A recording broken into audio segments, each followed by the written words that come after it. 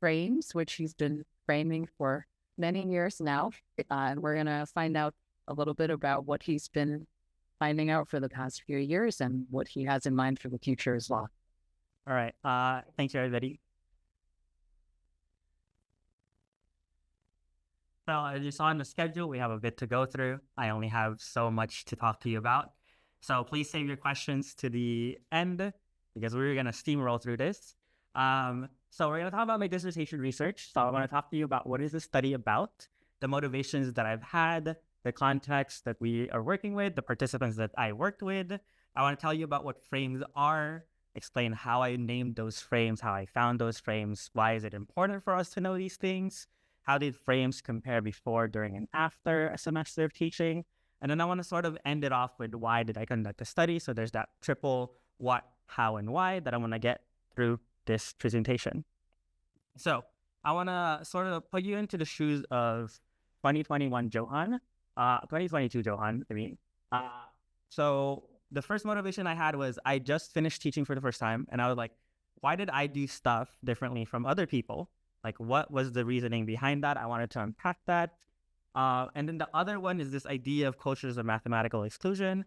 This idea that mathematics is sort of like a narrow subject. There's one way to do math. There's one type of activity to do math in college, in school. And so I wanted to sort of look at that, unpack that, and understand how do we change the perception of what it means to do mathematics if it's so publicly held that mathematics is just one way to do it.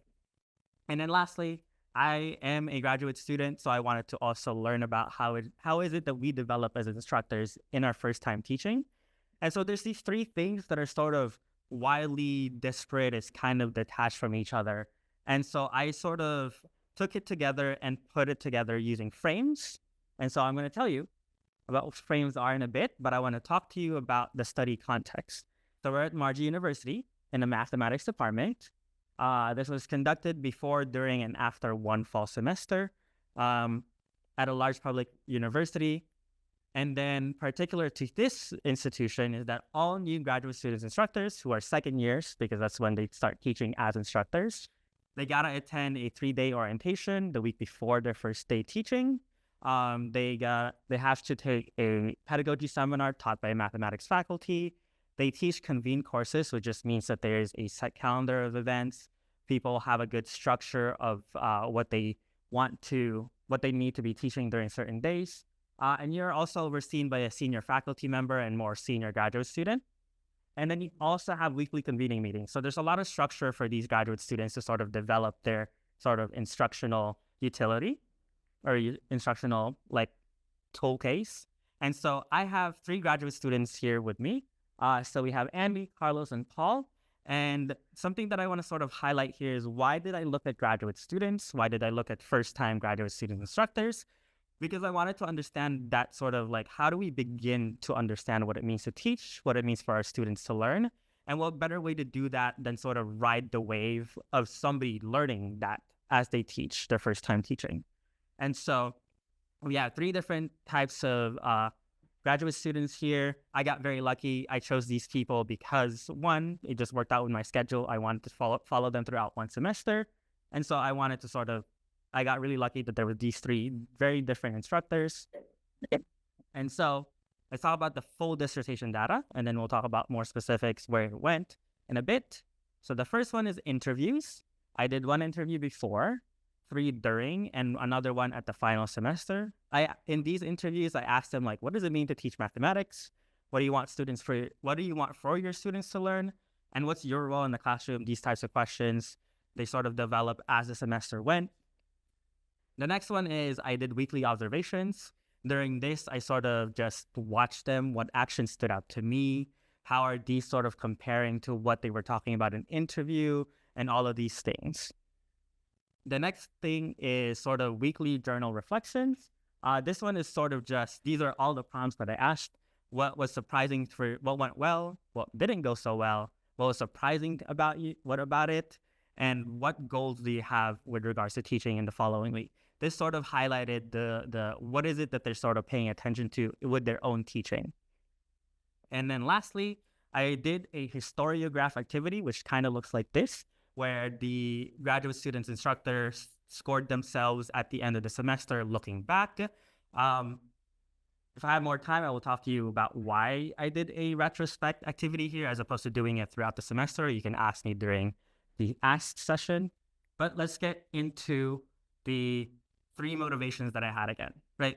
And this sort of coalesced into this central research question, which is ginormous. There's a lot of words here. And so if you want to read the dissertation, this is what it'll say. But I want to sort of make it more kinder to your eyes. So the central research question basically turns into what aspects of culture influence frames of mathematics instructors and what moments may cause change in their frames. So we all live in like society. We live in a society. And these things have sort of aspects of culture that are sort of shaping what frames are for us and how they change. So I've been saying frames to you probably like at least 50 times at this point. So let's finally define what that is. This is taking from Goffman, and he is a research sociologist. And so for him, you have a given situation. An individual walks into the situation and is met with at least 1,000 bits of information. How many people are in the room? What are people wearing? What's the temperature like? All of these things. And so for this individual to understand how to make sense of the situation, it goes through this idea of a frame, which I have sort of constructed in my head as a filter. It organizes this information. It makes sense of this information so that this individual can then make an appropriate response given the information that they have dissected, that they have understood. And another researcher, Greeno, sort of gave names and labels to the things that inform an individual's frame. So the roles that they have, the knowledge that's important to them, and the interactions that they have an expectation to engage in this space.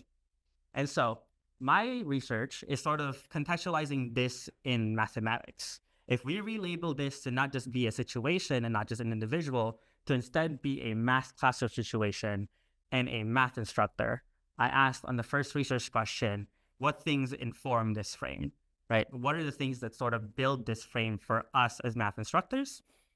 And so how do you go about doing this? Well, let's talk about the design that I have. So I have a little graphic upstairs just to sort of remind you, we're thinking about what informs this frame.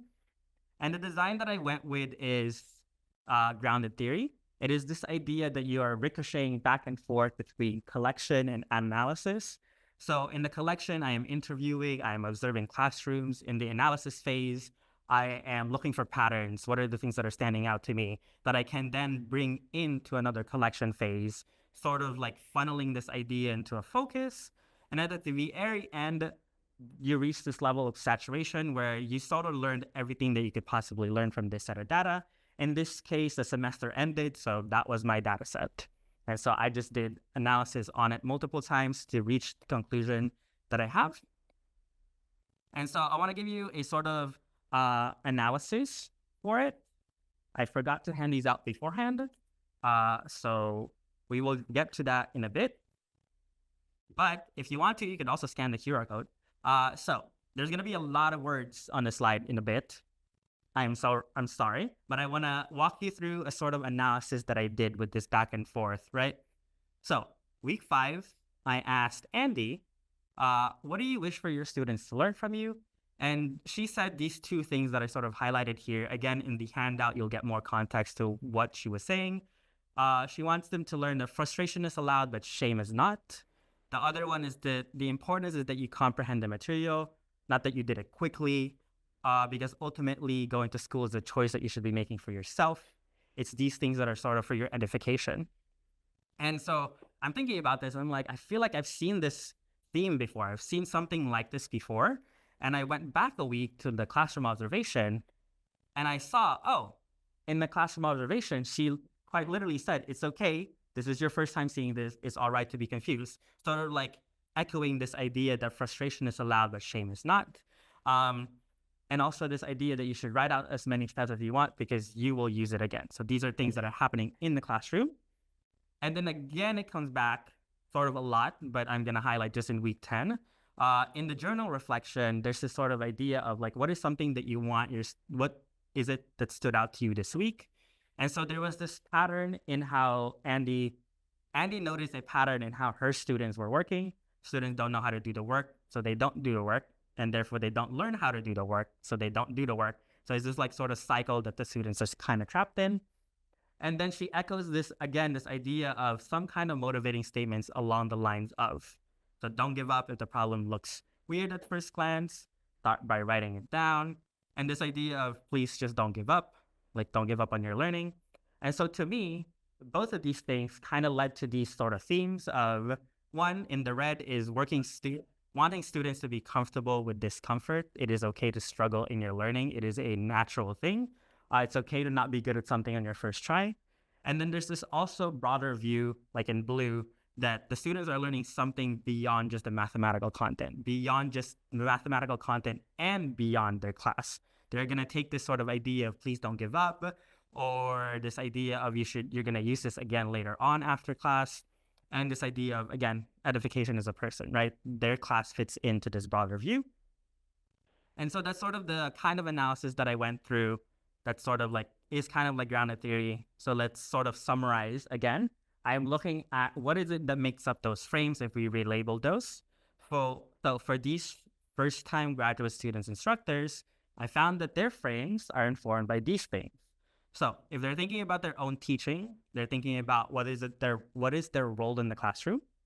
What's the professional knowledge that's relevant to me that's important? Professional knowledge here could be content knowledge, like do you know the mathematics that's happening? It could be pedagogical knowledge, how do you teach that content? But it could also be psychological and managerial in the sense that you have to sort of emotionally regulate. You need to know how to emotionally regulate students so they don't give up. And then interactions to fulfill the role that you have in the classroom. And then if you ask them to think about what does it mean for students to learn, they're thinking about these things. What are the things that I want them to learn in content, in the practice, like doing X, Y, and Z? And then orientations here is sort of like confidence, their mathematical self-efficacy, all those big words. And then the required actions that they want to take. Here again, I want to sort of highlight. For this one, I think it was really interesting to see this because not interesting. No, it is interesting. For Andy, Carlos, and Paul, this was really interesting to see because they are students. They understand that their learning is part of this bigger picture. And so this is something that sort of surfaced whenever we talked about what does it mean for students to learn. It means that they're doing something beyond just this class. And then I want to sort of answer this idea of so what? Like, why did I have to look at all of these things? Why did I gather these 7 things? It's because I had this mission of I want to push people to reframe their teaching, to reframe how they think of students learning. But it's sort of hard to ask somebody to, can you just reframe your teaching? Like, I don't like how you're framing teaching, change that. That's kind of a tall ask, that's a tall order.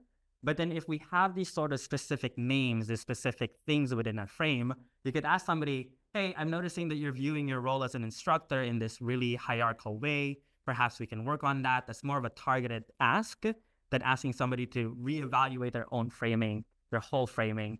Or perhaps, oh, you're focusing a lot on content knowledge, but your pedagogical knowledge is kind of not up to par with that. So maybe we can work on your pedagogical knowledge. So there's more of a targeted push now that we have these names.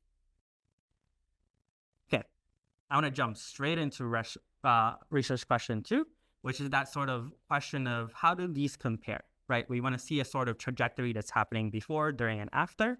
And this one, you don't do grounded theory. You do. Oh, I also wanted to connect it to the central research question. It's the second part. I want to connect this to narrative inquiry. So narrative inquiry, the idea here is you want to re-story narratives. You want to construct the narratives according to some sort of process. And so here, I'm going to use the 3-dimensional inquiry space from Fadley and Connelly. And here, there's 3 sort of dimensions. So there's interactions, there's continuity, and then there's place. And then here's sort of how I'm mapping all of the data that I have. So in the interactions, I'm taking it from interviews, I'm taking it from observations. In continuity, I'm taking it from their journal reflections because that was week to week. There's the historiograph that sort of maps out the semester. There's the interviews, again, that sort of place me in these weeks. And then the place is the observations. And again, if we talk about it in the interviews. So we have all of these sort of data, and that's how I'm sort of mapping it. And I want to make this sort of trajectory from before, during, and after. And so what do?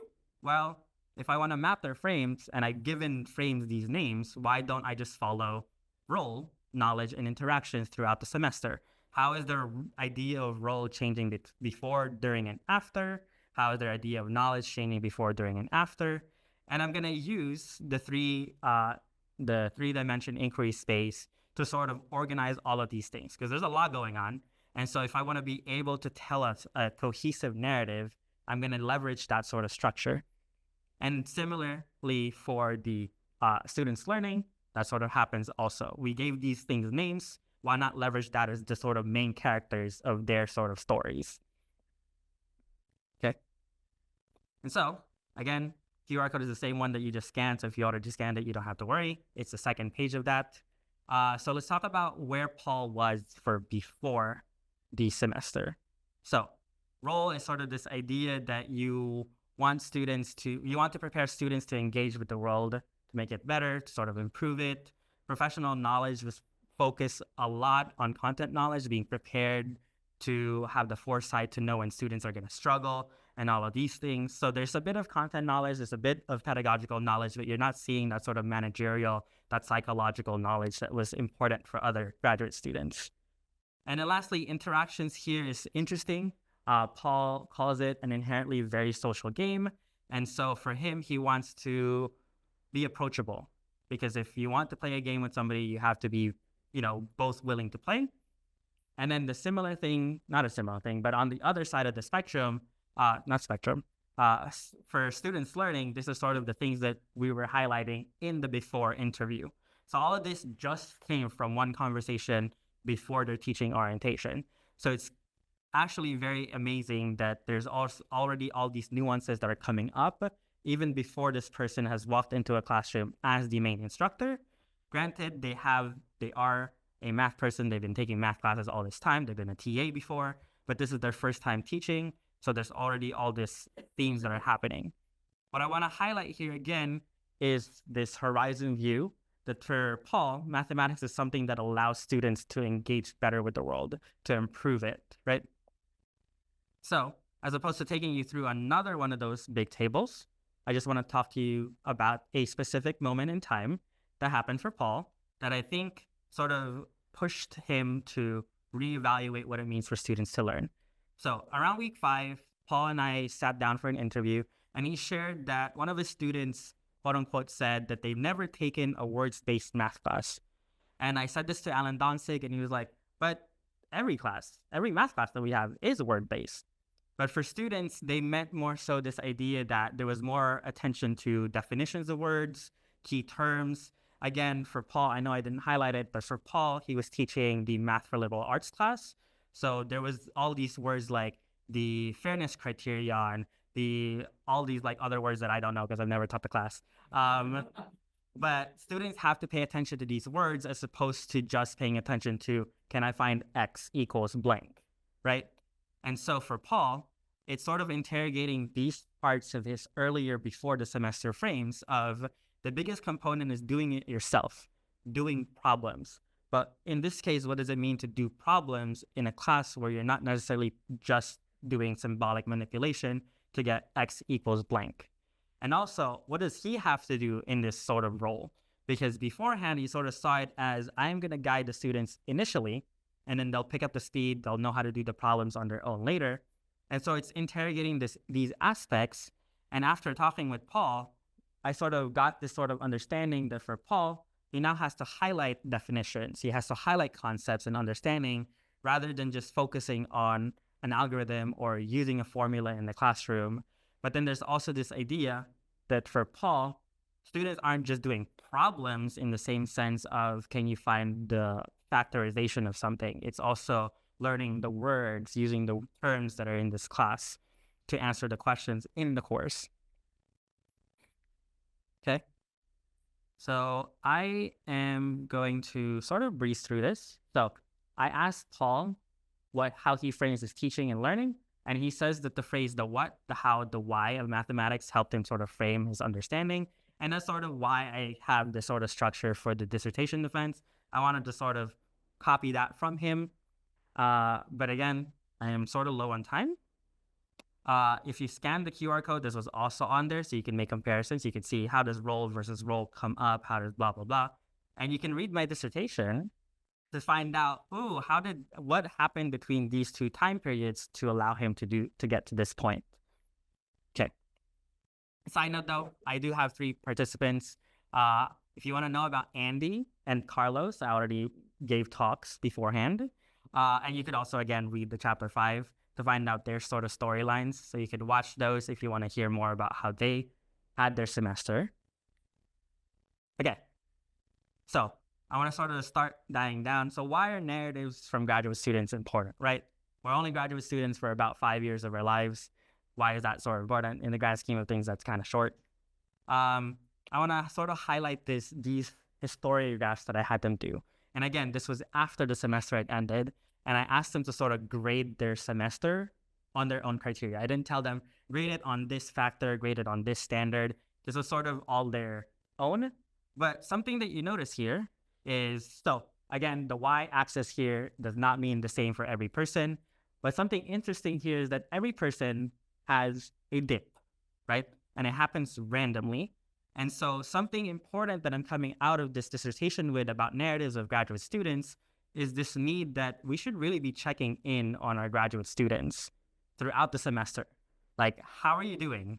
Are you in that dip moment or are you at a peak? If you're at a peak, great. Good job. Keep going. If you're at the lowest point, you're going to be like, how can I support you? How can I help you? And this sort of thing can only come up if you look at their narratives, you look at the experiences that they're having throughout the semester. And so that's how I see it as an important thing. And again, it goes towards this idea of development. Okay, so why is it important to know how frames form and change? I'm going to sort of push you to just read chapter 6, because that's where that's all about. I wish I had more time to talk you through about this, but again, you can ask me in the question section to sort of delve into deeper about the cultures of mathematics that are happening here. How is it informing our frames? And then this is sort of the other research question, the other part of the central research question. Again, chapter 6 covers that. So why did I conduct this study? Besides highlighting grad students and also looking at the cultures of mathematics, because I went to a conference that said you should do what brings you joy and what makes you curious. And I sort of took that as a nice sort of lesson to have, that you could argue with others about the worth of your work. Like at the end of your breath, you could run out of energy and you'll still be arguing why your work matters. So you should put ahead of that the joy, what makes you curious, because at the end of the day, the value of your work will be a byproduct if you do something that you enjoy, that you find curious, that drives you. And so that's why I conducted this study, because I taught a class and I was like, I'm curious now. And so I then spent 3 years doing this. And now I know a lot about frames. I want to give acknowledgements to a lot of people. So Yvonne, my committee, Andy, Paul, and Carlos for sharing their journey with me. This was a long semester, and even before and after it. Shout out to the people at UNL. Shout out to people in California, my siblings, my parents, my partner, and also my past selves for not giving up. I wouldn't be here if I gave up on all of this. But yeah, I am right on time at 3:55. 9.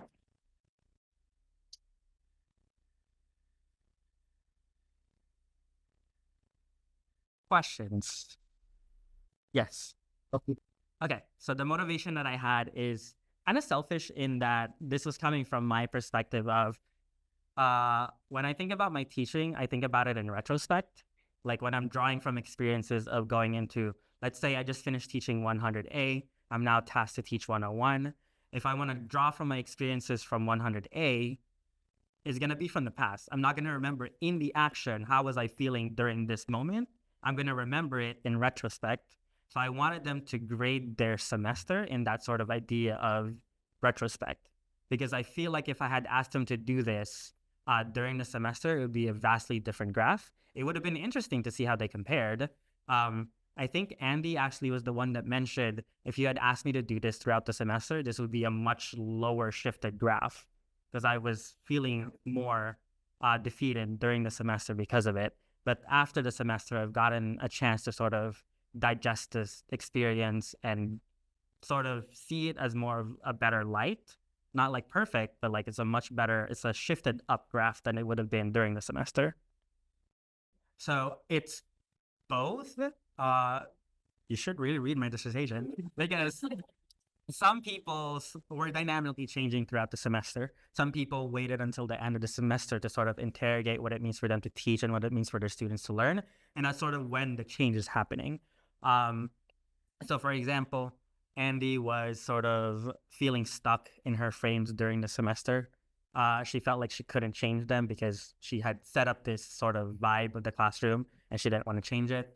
But then you have sort of Paul and Carlos that are sort of more like willing to sort of reevaluate what is it that's happening in this classroom and how can I change it. So that's sort of it's both sides of the coin.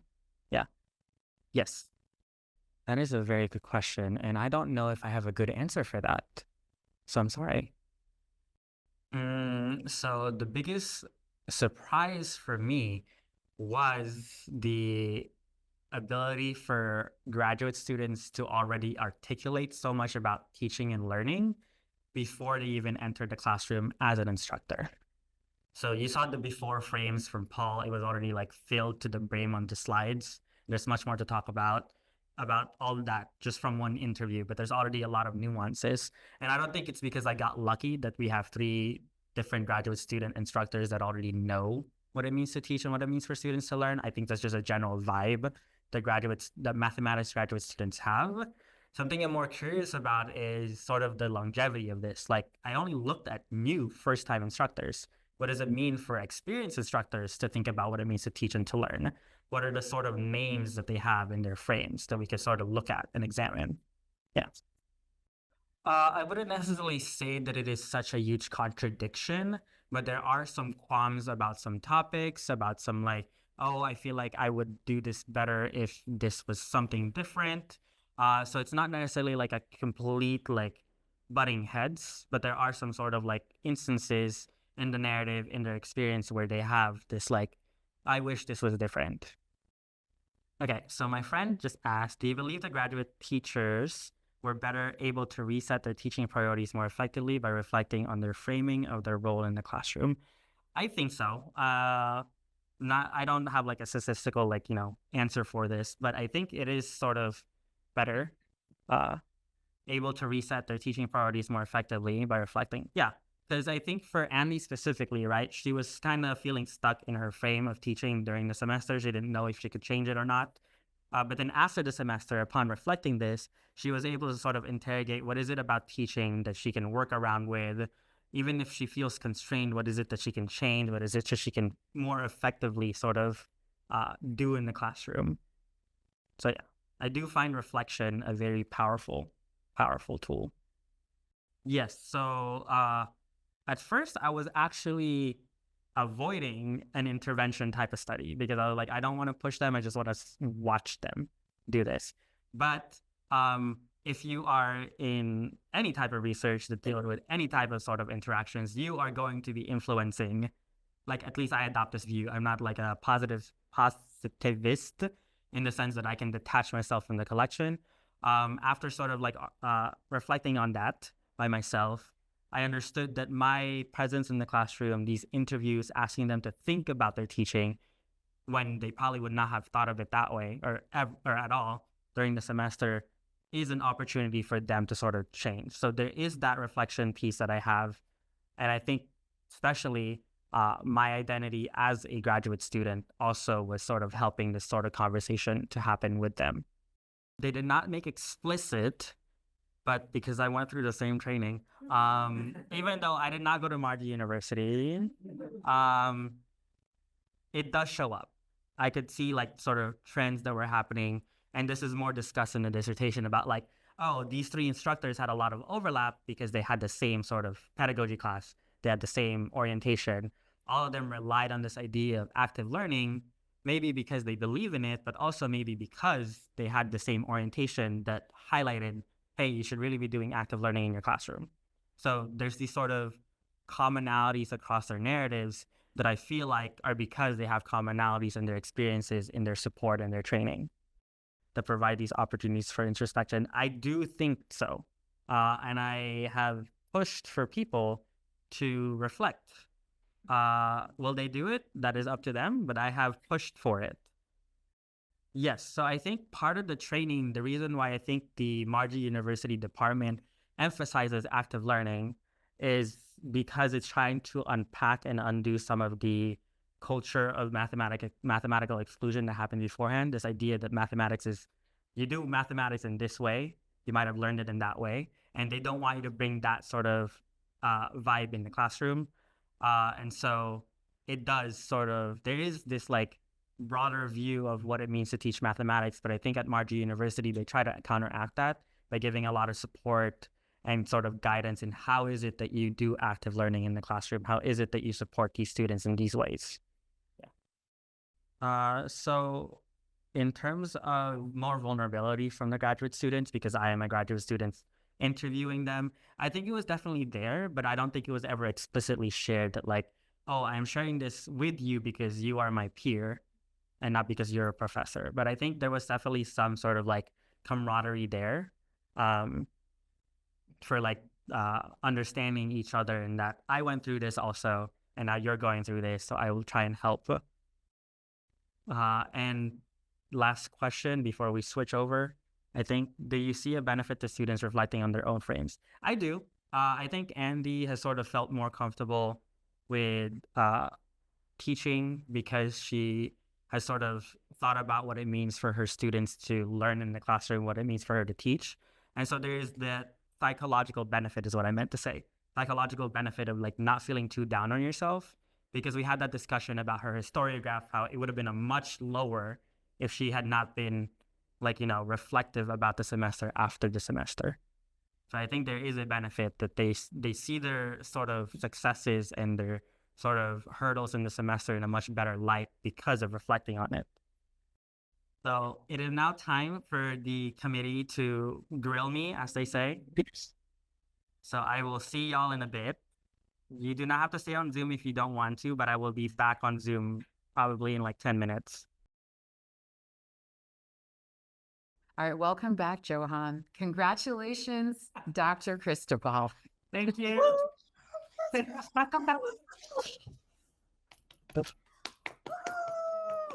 you. Congrats. Thank you, everybody.